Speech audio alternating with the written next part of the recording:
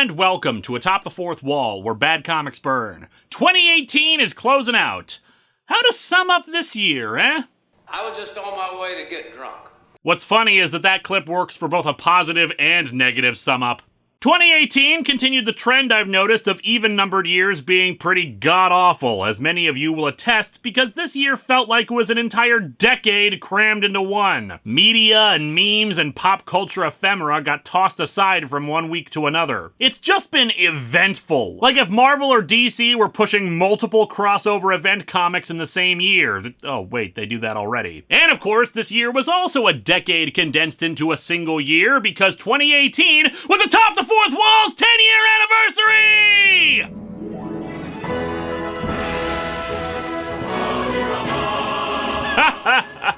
I'm still using the Brawl theme for some reason. Yes, this year was all about follow-ups to past episodes, even managing to get the Patreon-sponsored episodes to loosely tie into them in one way or another. Like with the Teen Titans animated Judas contract review, currently flagged thanks to Content ID. Hi, future viewers, where that isn't the case anymore. Hopefully. As well as patrons having me cover stuff like Punisher Purgatory, because the Punisher is never allowed to just be a dude who kills criminals. And then there was the review of the ripoff of JoJo's Bizarre Adventures, Diesel. You thought I'd make another mother-loving JoJo reference, but it was I now ending the joke to screw with expectations. And another long-awaited one aside from Diesel was, of course, Act 2 of Homestuck. And given how Patreon-sponsored reviews tend to be, we can probably expect more from those two in the future. I mean, not from Diesel, since that was only the one issue, but let's face it, despite my inability to distinguish rugby from football, people want me to talk about JoJo for some reason. And hey, that episode doesn't have any Content ID issues! Yet? Going back to the aforementioned crossover events from the Big Two, Patreon also supplied the votes for this year's Event Comics Month 2, Crisis of the Wars, where I ended up making 4 hours worth of content discussing Infinite Crisis, Infinity War, Final Crisis, and World War Hulk. And only one of those episodes came out on time. A symbol for the tendency of event comics to face chronic lateness? Or just a sign that I'm an incredible windbag who doesn't know how to keep things short? You make the call. Yeah, lateness has been an increasing issue. It is what it is. Episodes have gotten longer, I sometimes don't have everything I need, or life outside of this show gets away. Hell, that happened with last week's episode and why it didn't come out on Christmas. Although, it was still in the 12 days of Christmas period, so I'm counting that as a win. If I have any New Year's resolutions for 2019, it's to do better about getting things back on schedule. Then again, I have another big character retrospective coming up, so enjoy the episodes coming out the following month. In addition to the milestone of the 10th anniversary itself, we had the 500th episode of the show, where I got to see a dark and terrible future where all of my friends went nuts or had to fight off evil robots in order to upload their videos because, well, she was pissed off at me for not finishing a crossover from several years ago. That kind of thing just happens when you're an internet reviewer. This is why I need to get into doing video essays. Those guys don't have to deal with this kind of crap. As a result, it is the medium itself that has an outsized impact on... Mecha Eel James is attacking! Third time this week. Video reviewer, transform! Yeah! I was also very sick for the 2 weeks I gave myself to film and edit the 500th episode. It would have actually been on time if not for that. Just to show that this year is trying everything in its power to screw with me or any major achievement I have. To show that not everything has been a disaster, I started doing weekly live streams every Saturday night at 8 p.m. Central Time. It's been going pretty well. Doing a Pokemon Nuzlocke at the time of this episode, played some adventure games, may have accidentally destroyed the universe a few times, but it's okay because I'm still best captain. And then, of course, the Contest of Champions finally got started, and I won my first battle against some king. But let's face it, we all know Pylo's going to win. I mean, even I got the t-shirt. And while the contest is on hold, though I've been told it should be back on track in a couple months relative to this universe's timescale, there was still a bout or two that occurred, like when a chef and a zombie requested to have their battle in my office. And in real life what happened was that there was some flooding in my office. Nothing was damaged, but we had to remove everything in here so they could, clean the carpets and dry out all the water. It is not fun moving the entire contents of this office out. The shelves, the computers, the futon. Also got into a car crash in June, so yay. I also reached 100,000 subscribers on YouTube. Admittedly, I wish that translated to 100,000 views per episode, but hey, I got a shiny trophy and Blip never gave out one of those. Speaking of shiny new things, I got my new outfit. Although some of you have not really been keen on the color balance, just give it a bit of time. I'm sewing a darker jacket together right now. But there were certain events that led to me getting said new outfit. Namely learning that in the past, Dr. Linksano cloned me, and we thought that clone had returned. Only for it to turn out to be an old enemy directed at me by another old enemy who was allied with someone who had been planning on betraying me, but ended up betraying them, and then I think that ghoul in my supply room ate him. I don't ask Moarte about these things. Or about anything for that matter. Hey, weren't you supposed to get a DVD out this year? Got busy cleaning up your problems. Also, I think he left a gun in here. And of course, this year marked a major turning point in my life as I departed Channel Awesome, along with, well, most everybody else, under less than ideal circumstances that had been building for a while. It still hurts. It was a big part of my life and the very creation of this show. But to quote Mr. Spock, change is the essential process of all existence. So yeah, it is what it is, and honestly, we're probably better for it, and the future will hopefully be good. Speaking of Star Trek, we had Star Trek-tember, where we got to take another look at a bunch of Star Trek comics from across the years. A movie adaptation, the goofiness of the early Next Generation comics, the arguably goofier very first Star Trek comic ever made, and a DC issue less interesting, aside for an unbelievably stupid ending that still doesn't make any sense, but hey, it's not like it's in continuity anyway. And that wasn't even the only theme month, since aside from the aforementioned Event Comics month, we also had a month dedicated to covering a bunch of remaining text reviews to videos. Secret Origins month had a Marvel theme to it, where I looked at several fan-favorite characters. I covered 2 Marvel and DC crossovers. Halloween saw us revisiting all the major franchises I've covered in the past, plus the first of another 2 years of Hellraiser comics. And we revisited past theme months. 2099 month, Just Imagine Stan Lee creating the DC Universe month, and rest assured, in honor of the late great Lee, we will be looking at more of them in the future. And there were some reviews that were just a long time coming, like the Power Rangers Turbo / Beetleborgs Metallics crossover, as well as some welcome returns to US1, The New Guardians, and Mr. T and the T-Force. Less welcome was a return by the Kool-Aid Man and the Nova Girls. And remember, there are still more of those out there, so I'm sure we'll be seeing them yet again someday! And finally, above all other things I've done in this show this year, there's only one more notable thing to really comment on, and it is the most important of all. Namely, I wrote the foreword to Dumbing of Age Book 7! Just look at this! I talk about college stuff. It's awesome! But yeah, the 10th anniversary year has been quite a bit eventful. And it's time to finally bring it to a close. We started this year with a top 15 list, and we're going to end it with one too. So say farewell to this version of the theme song I've been using with clips from the past 10 years, as I move on to a version of the theme song with other clips from the last 10 years. It's time for yet another 15 missed opportunities of Atop the Fourth Wall.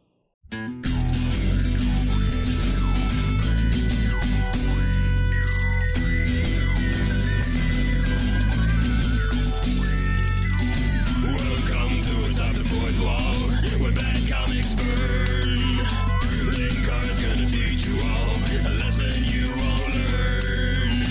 Brodsky, you're not the smartest.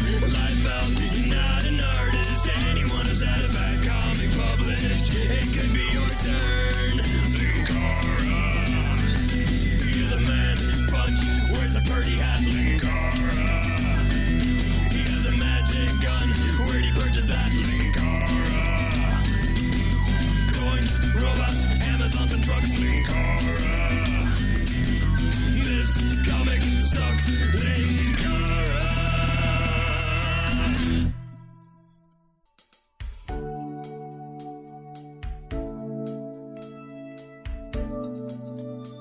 Number 15, from the Star Wars The Force Awakens comic adaptation. Yeah, starting things off with something from a mere 2 weeks ago that people are still talking about, because that is what Star Wars does to us now. A conversation that only dies off every couple of decades until new movies are made and everything starts all over again. And you'd think doing 2 videos on the comic adaptation I'd have dried up the well there, but of course, then I notice stuff while I'm editing.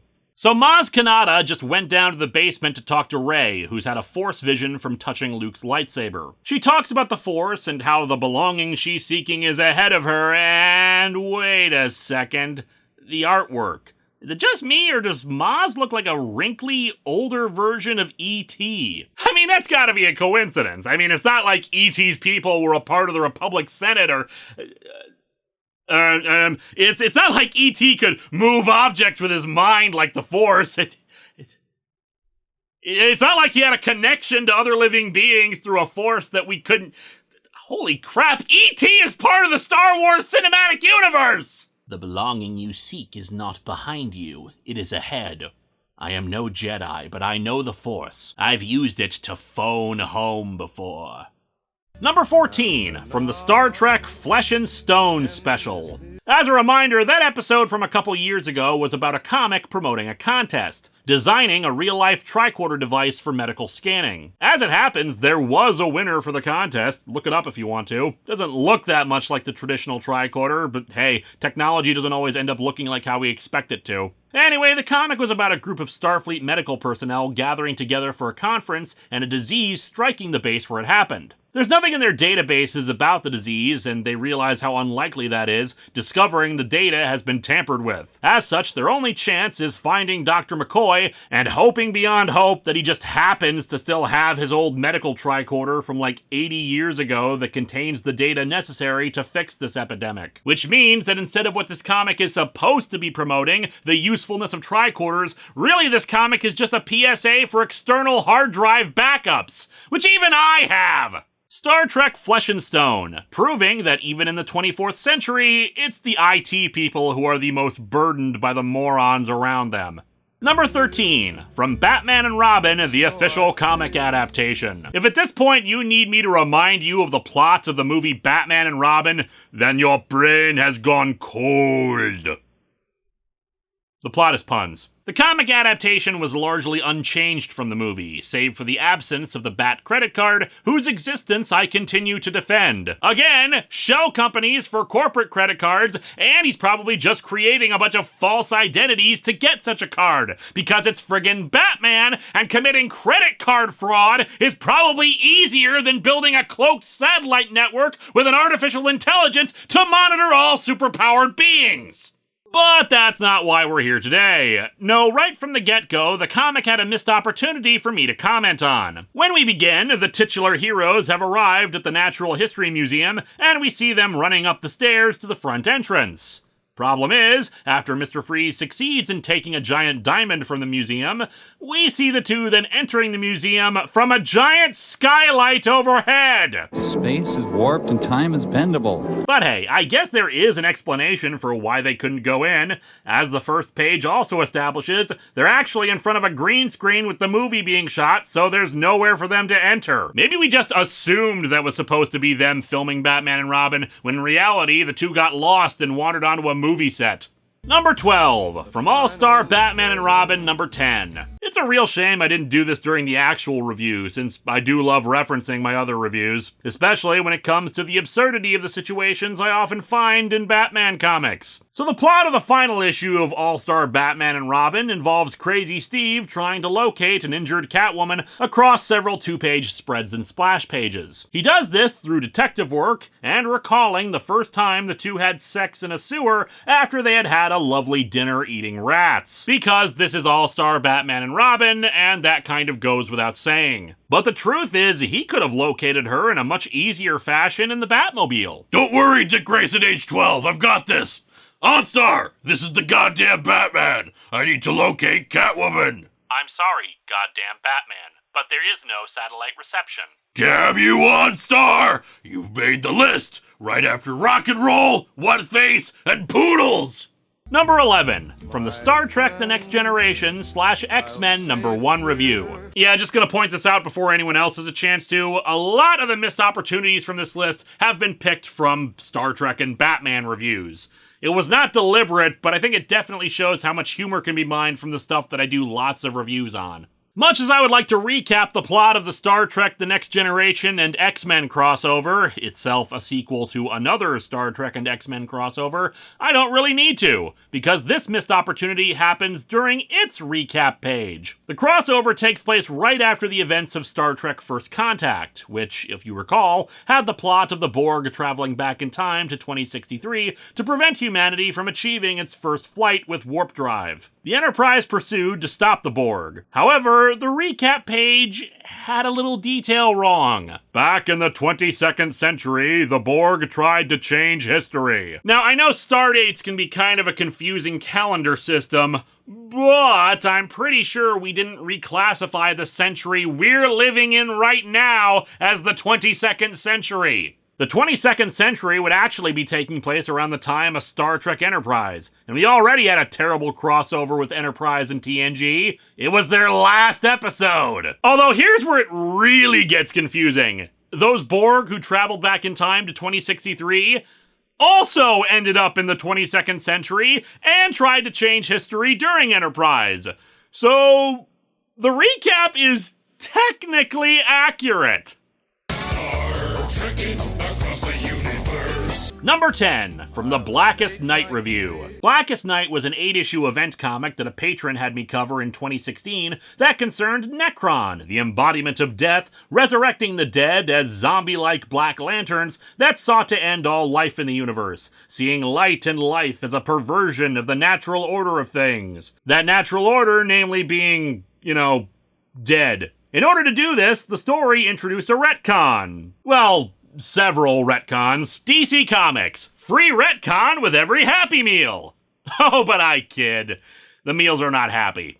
That retcon had to do with the center of the universe. Traditionally, the Green Lantern home base and planet, Oa, is considered the exact center of the universe and the first place where life originated from. However, the retcon says that no, it's not Oa where life first sprung from, but Earth, in the form of this life entity. Problem is, the universe is estimated to be roughly 14 billion years old, while the Earth is estimated to only be about 4 billion years old. So basically what this comic was saying was that everything was fine for 10 billion years, but then this thing showed up and Necron was like, whoa, I think we're moving a little fast here, don't you think? I know it's a superhero universe, so science is already pretty iffy, but I feel like it's one of those things we should be giving crap to on the same level as flat earthers. There are just a few immutable scientific facts that we can't move past. Suspension of disbelief allows me to say a cosmic horror rose up and used special evil rings to resurrect the dead,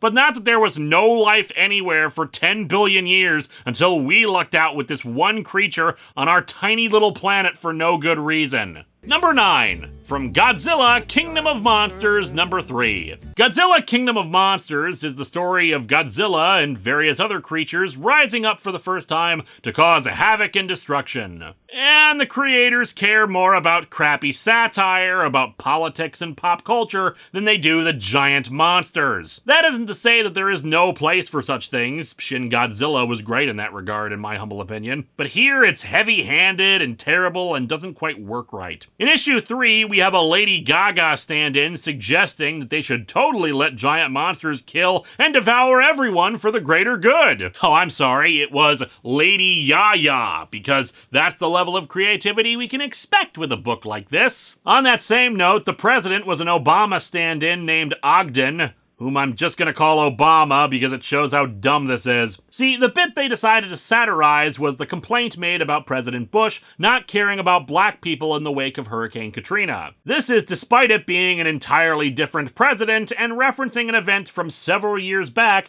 to the point where in the review, I completely missed that was what they were referring to. And thus the writer included a bit of parody by having a Korean rapper suggesting that, in the wake of these giant monster attacks in Japan and Korea, Korea. Obama didn't care about Asian people. But honestly, what's more annoying to me than that bit of dated humor is that they seem to kind of be right, because we cut to him watching this broadcast on his phone, meaning he cares more about what's going on with Lady Gaga and a rapper than he does the giant monster crisis. Thanks, Obama. Number 8, from the Titan/Young Justice Graduation Day review.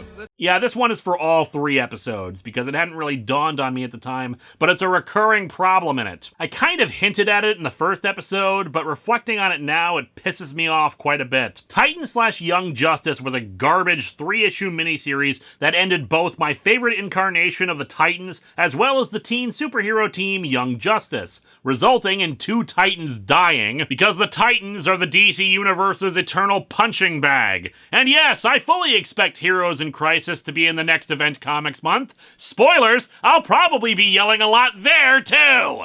Basically, a mysterious robot from the future curb stomps 2 superhero teams, reactivates a Superman robot by accident, 2 Titans are killed, and eventually they put it down. The devil's in the details, though. In this case, the fact that this happened so they could relaunch Teen Titans and Outsiders. The writer of the book was Judd Winnick, who is talented, but is also one of those writers who needs a strong editor to rein them in, because when they don't, we get stories where he tries way too hard to be adult in quotation marks, in that way that's almost always assuredly childish. But in this case, not only were the teams shafted generally, the real issue is that clearly he only cared about his own pet characters he'd be writing on Outsiders, Nightwing and Arsenal, but Arsenal especially. See, during that first curb stomp, I noted how ridiculous it was that the only one who managed to do some damage on that future robot, Indigo, was Arsenal with a bullet. But in fact, he's the only one who does accomplish anything at all. Yeah, he's the one who gets Indigo to interface with the Superman robot and stops it again. Roy Harper is way outside of his weight class in this storyline, yet he is the one continually doing anything. And look, I like Roy Harper,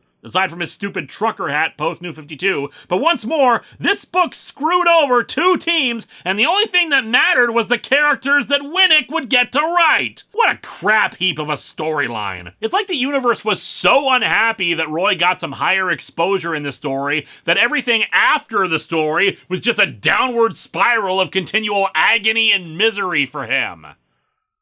Although considering the yo-yo that is the emotional mood of the DC Universe, that's consistent across the entire board. Number 7, from Star Trek, the official motion picture adaptation. This one's a critique of both the comic and the movie. Just a weird artistic choice they decided to go with, probably because they thought it looked cooler, and really it just looks dumber. So continually in Star Trek 2009, people communicate with Nero's ship on their view screens. But for some reason, Nero's camera is perpetually in wide-angle lens mode, and they shove their face directly into said camera. Hey guys, I've decided to do my reviews from up here now, just with my big meaty face taking up the majority of the screen. This way it should make you all very uncomfortable, and mean that I don't have to waste time putting stuff on the shelves from now on.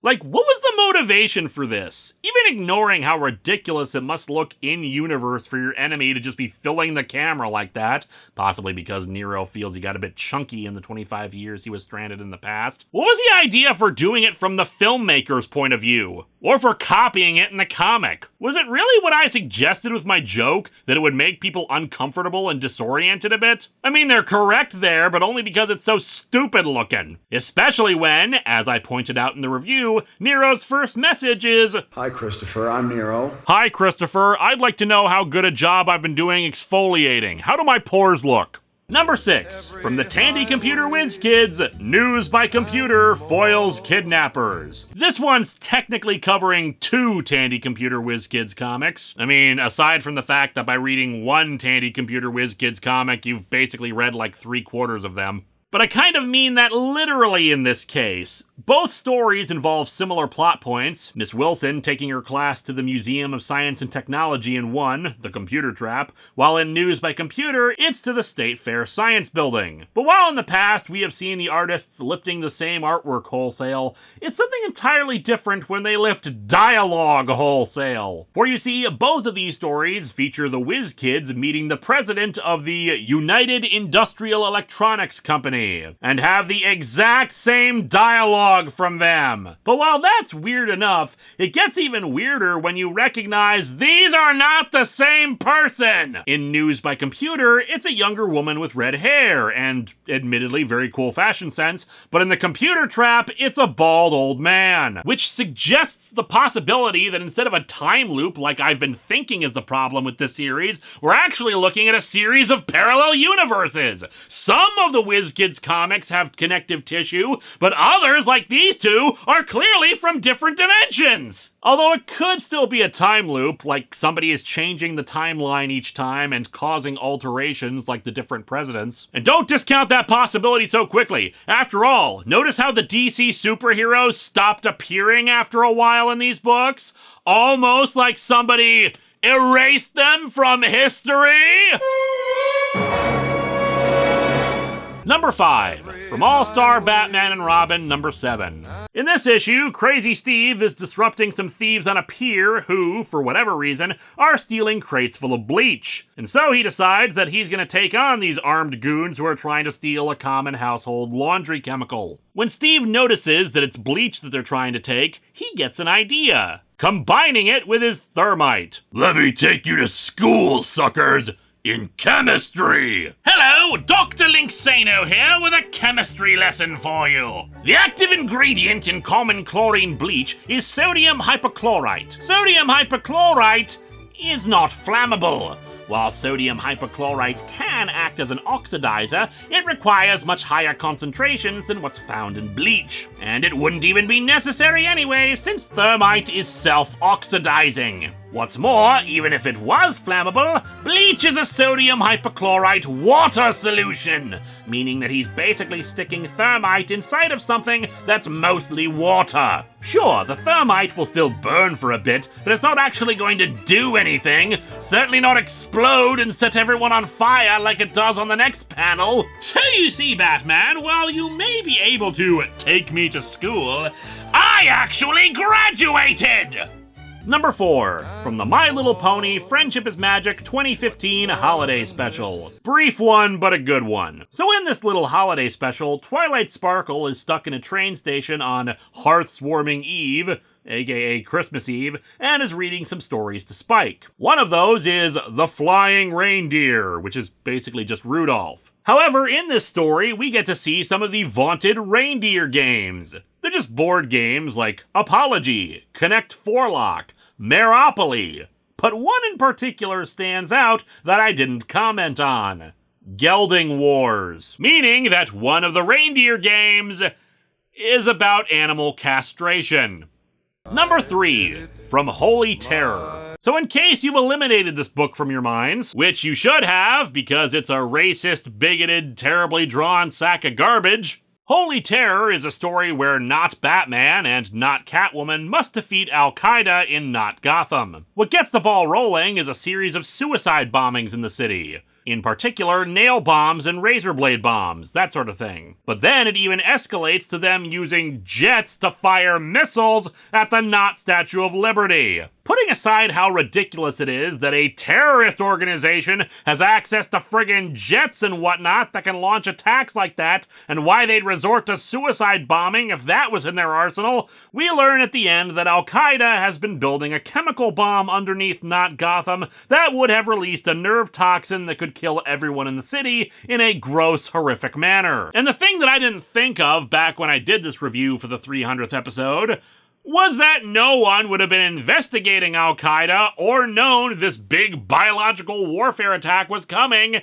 if not for them suicide bombing the city for no discernible reason.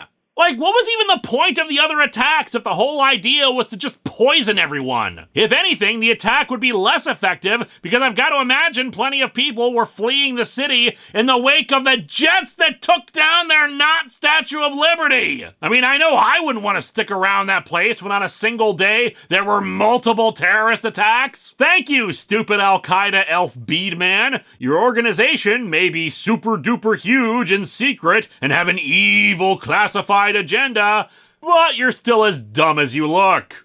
And you still look utterly ridiculous. Number 2, from the Marvel number 6 to 7 review. For any of you newcomers here who are not familiar with the Marvel reviews, well, strap in, because this recap's a doozy.